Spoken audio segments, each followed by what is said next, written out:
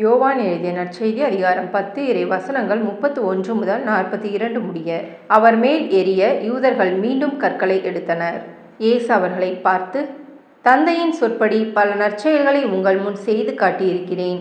அவற்றுள் எச்செயலுக்காக என்மேல் கல்லெறிய பார்க்கிறீர்கள் என்று கேட்டார். யூதர்கள் மறுமொழியாக, நற்செயல்களுக்காக அல்ல, இறைவனை பழித்துரைத்ததற்காகவே உன்மேல் கல்லெறிகிறோம். ஏனெனில் மனிதனாகிய நீ உன்னையே கடவுளாக்கிக் கொள்கிறாய் என்றார்கள். இயேசு அவர்களை பார்த்து, நீங்கள் தெய்வங்கள் என நான் கூறினேன் என்று உங்கள் மறைநூலில் எழுதியுள்ளது அல்லவா? கடவுளுடைய வார்த்தையை பெற்றுக்கொண்டவர்களே தெய்வங்கள் என்று சொல்லப்படுகிறார்கள். மறைநூல் வாக்கு என்றும் அழியாது. அப்படியானால் தந்தையால் அர்ப்பணிக்கப்பட்டு அவரால் உலகுக்கு அனுப்பப்பட்ட நான் என்னை இறைமகன் என்று சொல்லிக் கொண்டதற்காக இறைவனை பழித்துரைக்கிறாய் என நீங்கள் எப்படி சொல்லலாம்?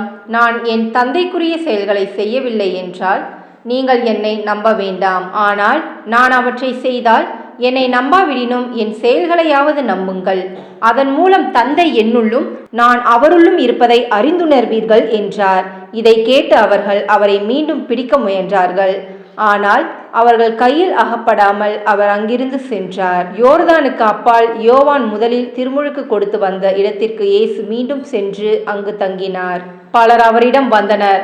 அவர்கள், யோவான் அரும் அடையாளம் எதையும் செய்யவில்லை, ஆனால் அவர் இவரை பற்றி சொன்னதெல்லாம் உண்மையாயிற்று என பேசிக்கொண்டனர். அங்கே பலர் அவரிடம் நம்பிக்கை கொண்டனர். இது கிறிஸ்துவின் நற்செய்தி. கிறிஸ்துவே உமக்கு புகழ்.